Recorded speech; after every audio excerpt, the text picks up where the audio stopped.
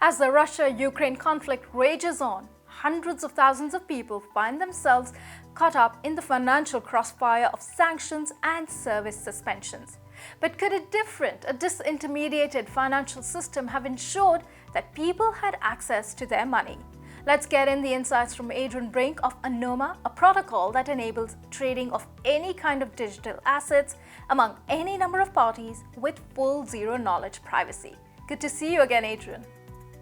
Glad to be back. Adrian, countless ordinary Russians are finding that they can't access their money after sanctions kicked in.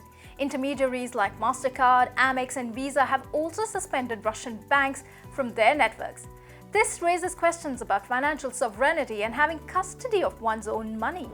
I think this is surprising to a lot of people, but it really shouldn't. In the end, we are still in a fractional reserve banking system.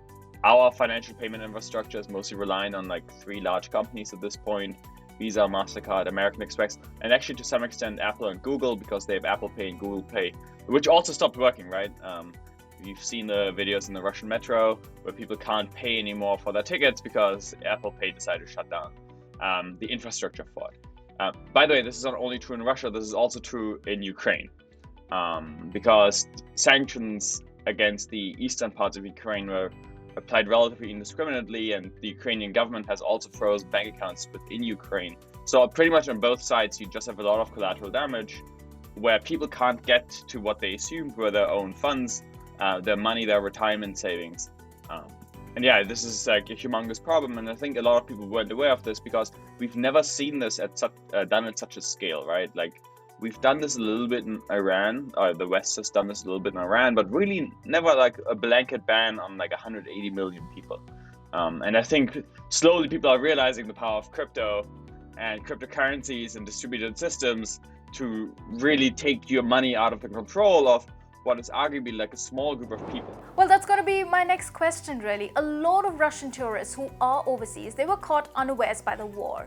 They're finding themselves cut off. They haven't been able to make ATM withdrawals or use their credit cards to pay for groceries or day-to-day expenses. So you think that the current crypto systems and the technology we have is enough to fill the hole that's been left by fiat currency getting blocked?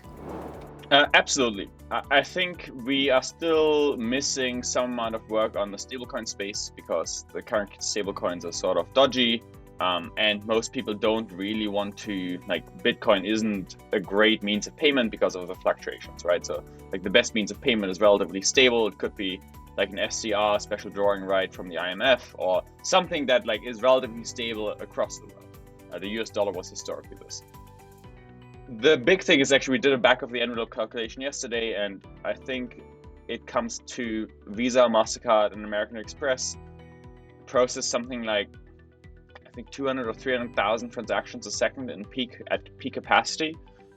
Honestly, this is something we could probably set up as a distributed network tomorrow with $40 million in hardware requirements. It's not a lot. The existing tech is there. We don't need fancy sharding. We don't need all these very fancy distributed systems. They're very cool, but they are not required in order to rebuild the financial system in a decentralized fashion as of today. Well, you raise a very interesting point that this could be kicked off and set up on a very short notice. And I want to talk exactly about this, the impact on crypto projects that are in the works at the moment.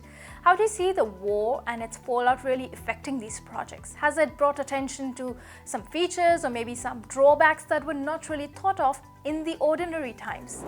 I think censorship resistance becomes paramount, right? You want to be seizure resistant against whether this is a Russian living abroad or Ukrainian living abroad, because everyone that held money in Ukrainian and Russian banks pretty much stopped holding money. Now it's hopefully at some point they reopen and give me some money back. I think on the wider scale, what we're going to see though is that we're going to head towards a much more fractured world in the real world. As in, no sane country is ever going to allow Visa and MasterCard to run their local financial payment infrastructure, because they could be shut down in an instance if Apple or Visa doesn't like it anymore, right? So I think we're going to see this heavy fracturing of the world in a couple of blocks with independent financial systems, which is actually kind of how crypto is going to be designed as well, which is things are interoperable with each other, but they can fail independently. I think actually it's a pretty good design. The problem is the existing financial system isn't set up for this, so it's going to be very inconvenient for one. But yeah, I think this really highlighted the problems with the existing financial infrastructure. That it's controlled by very few people, that it's very easy to target, that you very easily get caught in sort of a wide sweeping net. Like none of these sanctions actually target towards like specific individuals. They have lots of collateral damage. Thanks so much, Adrian. Hopefully we'd see some important tools develop that will help us create a better financial structure going ahead. Thank you as always. Thank you very much.